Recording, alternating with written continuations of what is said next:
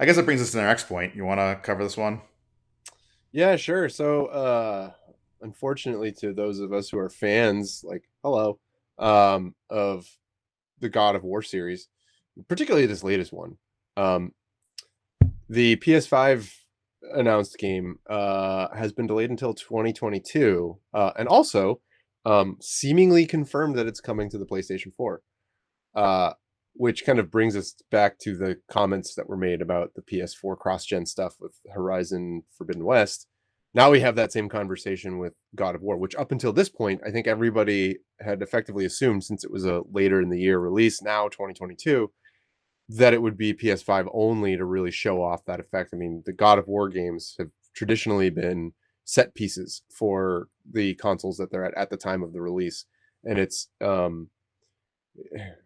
hard to imagine them being able to take, unless they've really reworked their pipeline for their assets, to be able to say, okay, we have set the bar, these are the PS5 assets, and we have an automated setup, or semi-automated even, for dialing back effects, different content maps, like, you know I don't know, new tessellation or mesh map. I don't know what you would use these days in PS5 tech, but the new technology that doesn't exist on PS4, they have a way to call that back and maybe auto generate something that approximates it, so that they can target PS5 and then have a fallback to PS4. I imagine that that's how they're going to have to do it and how they've been doing it.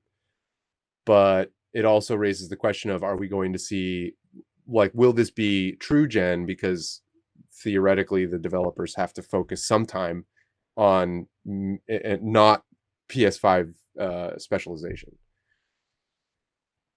Yeah, I think the unfortunate part here is that there has to be a compromise made somewhere to say we can make a game for both PS4 and PS5. And for Yep. games like God of War, where they're supposed to be showcases, I'm sure they will still be a showcase.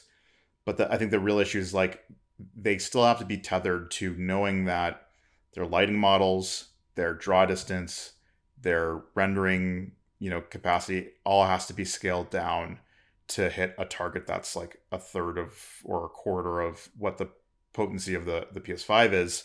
And that means that yeah, there are concessions to be made with the way the engines are used and how they can scale back to render on a PS4. And I think that's the thing that's scary is like certain dynamic systems, obviously like ray tracing, um, like lighting simulations, that sort of stuff, all has to be considered like when they implement it, considered so that it can be swapped out with like a baked system or whatever. But it also will hold back things like you know dynamic systems that could be used for game design have to be completely cut off because it can't be a fundamental part of the game without it being cut out of like the PS4 version. So yeah, I think it's annoying that this is happening. Yeah. um I get why, because everything's on x86 architecture with a graphics processor that is compatible with the last gen. It's like, why ignore the user base you developed on the last console? 110 million. Yeah, or I think it's higher than that at this point. I think it's like I, 114 or more. I think in the article, Herman Hulst, or however you pronounce his name, or whatever it is, he mentioned, whoever he was being interviewed mentioned 110 million users on the PS4. Yeah, which I think was like the last published mm, amount, but or like the last published total. But yeah, I mean, I think it's a smart move. I think it just is probably robbing the PS5 of better game experiences. Better optimized. Yeah. That or Sony's like willing to dump in the extra money and time to do an optimized PS4 version as well as an optimized PS5 version. It just It's means true. that the development time and the cycle on it is going to be just longer. So we already saw the delay. They announced a 2021 release date, which I didn't believe when they said it. No, same here. I was like, oh, okay. Yeah, and since no one heard anything more of it, then like when the only thing you show is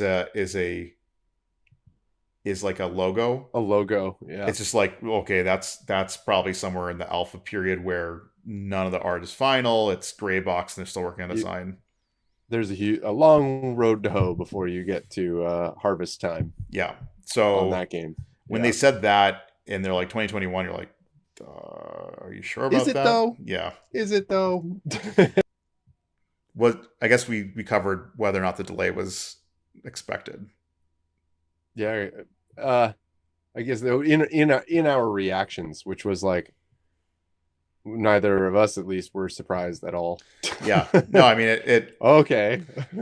yeah, when you don't see very much of the game, they're like, it's delayed. You're like, yeah, that's what I thought. Yeah. You're not telling me Especially anything new. So, especially when they're like, this is a major AAA game that's a sequel for a game that was like ridiculously large in terms of scope, not only just content, but you know, the wide amount of locations that you went to, all the art assets that had to be built, the gameplay that had to be basically rebuilt, all the voice acting and the motion capture and all of those assets had to be put together. And those games take years to build. And they were like, "Oh, it's a PS5 game that'll be out a year after the PS5 comes out." yeah. Well, how long had you been working on it beforehand?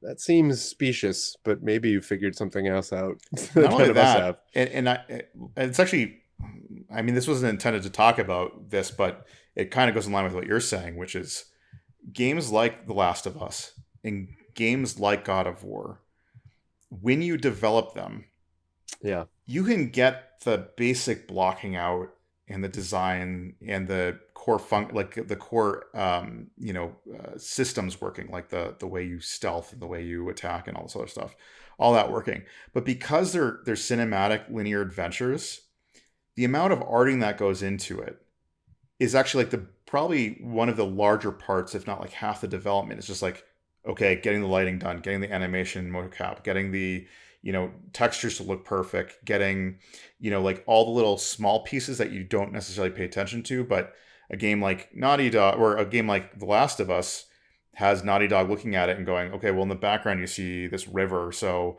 we could have just done a pretty lazy version of a river that wasn't going to be seen, but because now it's in a cinematic piece, we have to like art it up and get it looking right, that and it's not going to blow our CPU budget or rendering budget.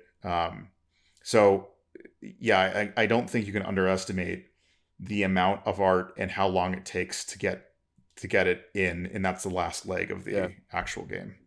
I mean, one thing that was surprising to me was in The Last of Us 2 when you beat the game, maybe even partway through as you're playing through it, you can unlock like what are they called? They're not trophies, but they're the figurines, Oh whatever. yeah, yeah, the Which models that you can look at. yeah, of the models in the game, and for each of the main characters at least, especially Ellie, that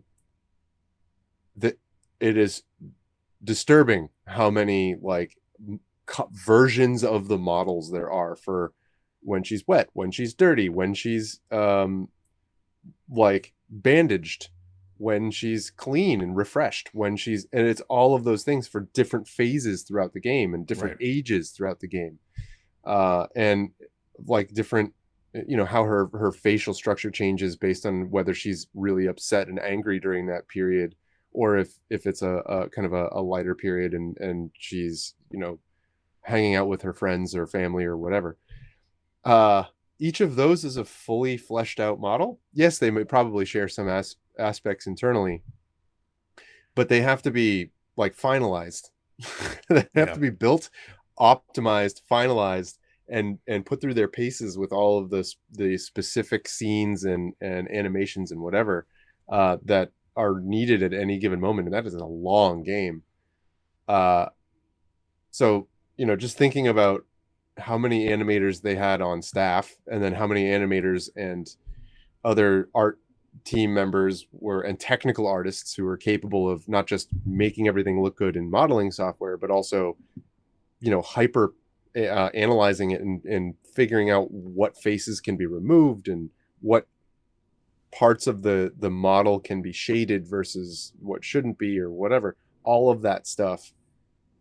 There's a lot of time and effort Yeah. put into making that work. And to like bring it back to, you know, the fact that God of War's date slipped from 2021 as announced to 2022, sometime 2022, Yeah. just leads me to believe that at the time they made the announcement, they're like, well, we're gray boxed and we're out, we're like leaving alpha and we have the core gameplay systems and the changes that we want to make to it, and going like, yeah, we could art this in a year, and then just realizing like how much of a heavy lift that is to get the sort of quality of the set pieces that is like synonymous with things like God of War, to get them Yeah. actually in place and functioning and looking clean and not, well, are optimized for the hardware. um it probably like blew their time budget, and they're like, okay, well, actually we gotta do another year from now.